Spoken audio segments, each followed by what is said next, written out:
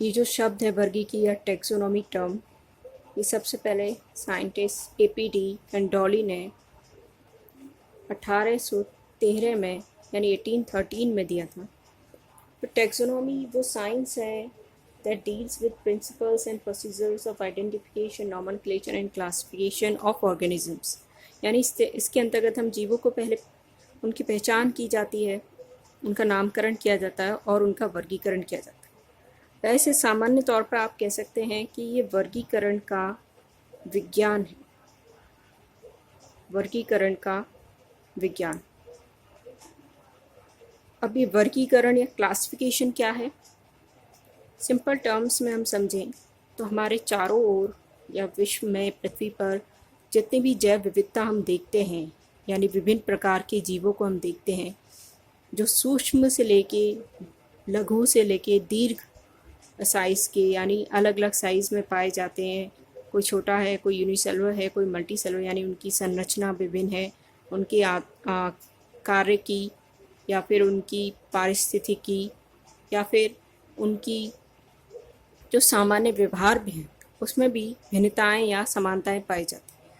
तो जब हम देखते हैं कि एक जीव दूसरे जीव के साथ कोई समानता रखता है तो उसे हम एक समूह में एक साथ रखते हैं। तो अगर एक जीव दूसरे जीव के साथ समानता रखेगा तो वो दोनों एक ही समूह में आएंगे, लेकिन अगर वही जीव दूसरे जीव के साथ विभिन्नताएं रखता है तो उन दोनों को हम एक समूह में नहीं रख सकते, उनको अलग अलग समूह में रखेंगे। तो इस प्रकार जब हम जीवों को समूह में या वर्गों में उनका विभाजन करते हैं, जिसका आधार होता है उनके मध्य समानताएं या विषमताएं, कि वो एक दूसरे से कितना संरचना में एक जैसा है, व्यवहार में कितना समानताएं रखते हैं या फिर एक दूसरे किस प्रकार से भिन्न है, तो उसी को हम वर्गीकरण कहते हैं, क्लासिफिकेशन कहते हैं। और ये वर्गीकरण का विज्ञान ही वर्गीकी कहलाता है। इससे मिलती जुलती एक और टर्म जो है यूज़ की जाती है, सिस्टमेटिक्स। सिस्टमेटिक्स को भी वर्गीकी ही आप मान सकते हैं। थोड़ा सा इसका जो अर्थ है, एक तरह से थोड़ा सा अर्थ जो है इसका थोड़ा डिफरेंट है। सिस्टमेटिक्स टर्म जो है लीनियस ने दी थी 1735 में। सिम्पसन ने इसे डिफ़ाइन किया, इसकी डेफिनेशन दी 1961 में, और सिम्पसन के अनुसार systematics is the branch of science that deals with diversity of organisms and all their comparative and evolutionary relationships. यानी आप सामान्य भाषा में कह सकते हैं कि सिस्टमेटिक्स के अंतर्गत हम जैव विविधता का अध्ययन करते हैं, या फिर ये जैव विविधता का विज्ञान है जिसमें हम जीवों के बीच में जो भिन्नताएं या समानताएं हैं वो निकालते हैं। किसके आधार पर? उनकी तुलना के आधार पर। तुलना किसकी की जाती है? उनके जितने भी लक्षण हैं वो लक्षण चाहे उनकी आंतरिक संरचना से संबंधित हों या उनकी कार्यकी से या उनके व्यवहार से या उनकी पारिस्थितिकी से या उनकी विकास के क्रम से। तो इन लक्षणों के आधार पर जब हम उनकी तुलना करते हैं और उनके मध्य के अंतर संबंधों की स्थापना करते हैं, यानी ये जानते हैं कि वो आपस में किस प्रकार से संबंधित हैं, तो वही विज्ञान जो है सिस्टमेटिक्स कहलाता है। तो सिस्टमेटिक्स और टैक्सोनॉमी दोनों ही इंटरचेंजेबली यूज़ किए जाते हैं, लेकिन दोनों का जो अर्थ है वो थोड़ा सा अलग है। सिस्टमेटिक्स या टैक्सोनॉमी दोनों की स्टडी करने वाले जो साइंटिस्ट होते हैं उनको हम सिस्टमेटिस्ट या टैक्सोनॉमिस्ट बुलाते हैं।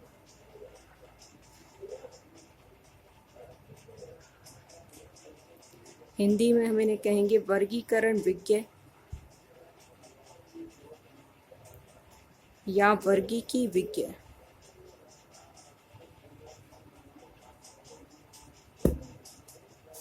अब हम देखते हैं वर्गीकी की डेफिनेशन या उसके बारे में जानने के बाद कि इसका उद्देश्य या इसकी आवश्यकता क्यों है। तो वर्गीकी, जैसा कि मैंने आपको पहले ही बताया कि पृथ्वी पर इतनी विभिन्न प्रकार के जीव पाए जाते हैं, अरबों स्पीशीज़ जातियाँ या मिलियंस ऑफ स्पीशीज़ पाई जाती हैं। उन सब का अध्ययन सरल बनाने के लिए या उनको क्रमबद्ध रूप से उनका अध्ययन करने के लिए हमें आवश्यकता पड़ती है वर्गीकी की, क्योंकि अगर हम ऐसा नहीं करेंगे तो उनका अध्ययन करना हमारे लिए बहुत मुश्किल हो जाएगा। उन्हें समूह में बांटने से क्या होता है कि एक जीव का अध्ययन करने से हम बाकी जो जीव उस समूह में हैं उनके बारे में जानकारी प्राप्त कर सकते हैं।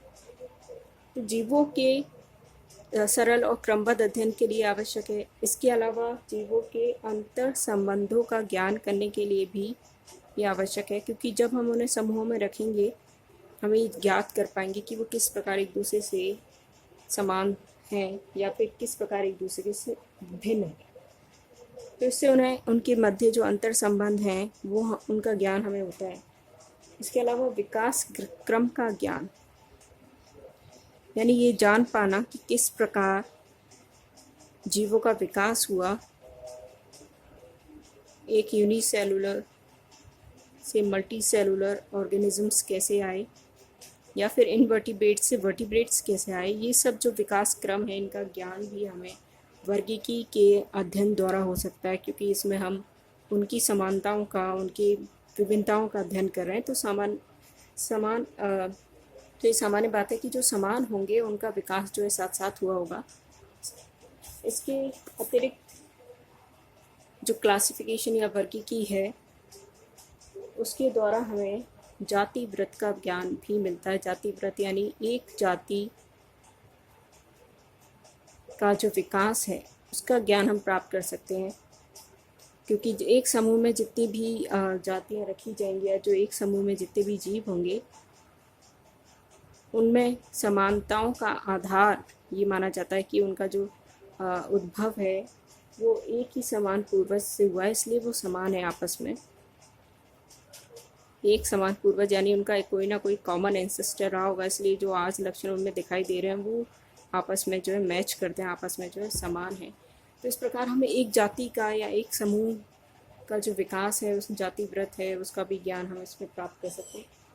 तो ये जो वर्गीकी है इसके द्वारा हमारे कई उद्देश्य पूर्ण होते हैं। तो ये एक महत्वपूर्ण शाखा है विज्ञान की, और इसके अंतर्गत 3 आधारभूत कार्य किए जाते हैं।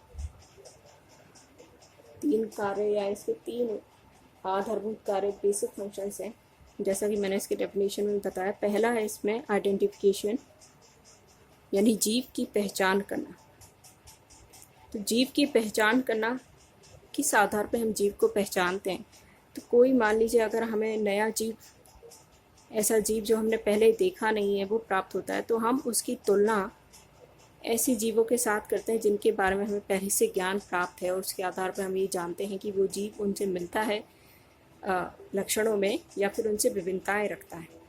उदाहरण के लिए मान लीजिए एक्स, वाई और जेड, ये 3 जातियाँ या स्पीशीज़ हैं जिनकी जानकारी आपके पास है कि वो कैसी दिखती हैं या उनकी लक्षण किस प्रकार के हैं। और अगर आपको एक नया जीव टी देखने को मिलता है, तो आप जब इस टी की तुलना इन तीनों जातियों के लक्षणों के साथ इस टी जीव के लक्षणों की तुलना करेंगे तो आपको पता चल जाएगा कि वो किस जाति के ज़्यादा समीप है। मान लीजिए अगर ये वाई जाति के ज़्यादा समीप हुआ तो हम कह सकेंगे कि ये टी जीव जो है इस वाई जाति को बिलोंग करता है या इस वाई जाति का ही सदस्य है, इसी स्पीशीज़ का ही सदस्य है।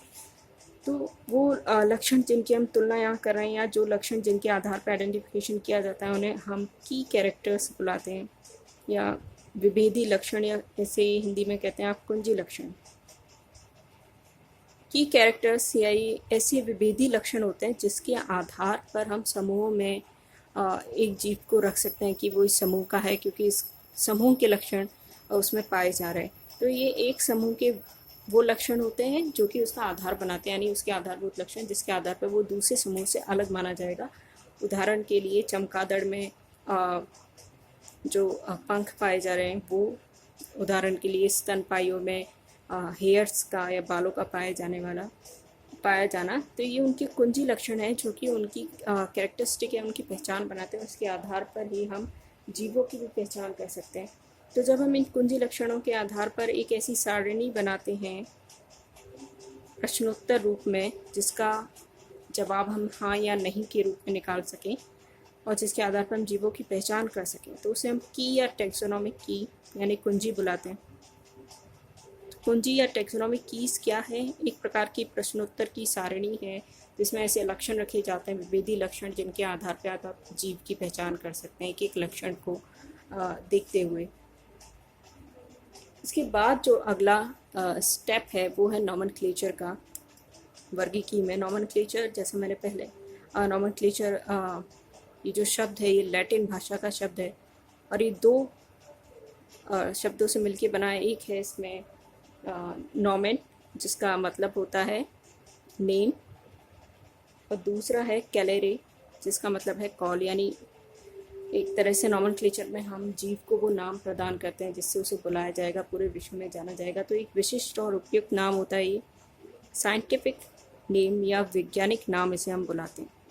तो किसी भी जीव को आप जब पहचान लेते हैं, उसकी आइडेंटिफिकेशन कर लेते हैं, तो उसके बाद जो है उसका नाम जो है नॉमेनक्लेचर के नियमों के आधार पर रखा जाता है। अगला और आखिरी स्टेप जो आता है वर्गीकी का वो है क्लासिफिकेशन यानी वर्गीकरण। जब हमने पहचान लिया और उस जीव का एक साइंटिफिक नेम रख दिया है, तो हम वर्गीकरण पद्धति में उसका सही स्थान ढूंढते हैं, उसकी वो कौन सी कैटेगरी को या कौन सी श्रेणी को बिलोंग करता है, तो किस किंगडम में या किस फाइलम में है, किस क्लास का प्राणी है, किस ऑर्डर का है, या उसकी फैमिली, जीनस, स्पीशीज़ किसको क्या है, किसको बिलोंग कर रहा है वो। तो इसकी किसी भी जीव की सिस्टमेटिक पोजीशन का पता लगाना कि वो एक क्लासिफिकेशन पद्धति में या वर्गीकरण पद्धति में कहाँ है, उसी को हम जो है क्लासिफिकेशन के अंतर्गत जो है संपादित करते हैं इस कार्य को। इसमें विभिन्न, जैसे मैंने बताई, विभिन्न प्रकार की श्रेणियाँ, कैटेगरीज होती हैं जिनमें जीव आ सकते हैं। तो उसको सही उसकी पोजीशन को पता लगाना कि वो इन समूह में कहाँ पे व्यवस्थित होगा, तो ये क्लासिफिकेशन के अंदर आता है। तो ये जो 3 कार्य हैं वर्गीकी में किए जा रहे हैं, आइडेंटिफिकेशन, नॉमेनक्लेचर और क्लासिफिकेशन। तो वर्गीकी के अंतर्गत जो क्लासिफिकेशन है, वर्गीकरण किया जाता है, उसकी अपने नियम होते हैं, नॉमेनक्लेचर के भी नियम होते हैं। तो ये नियम जो है हम आगे पढ़ेंगे।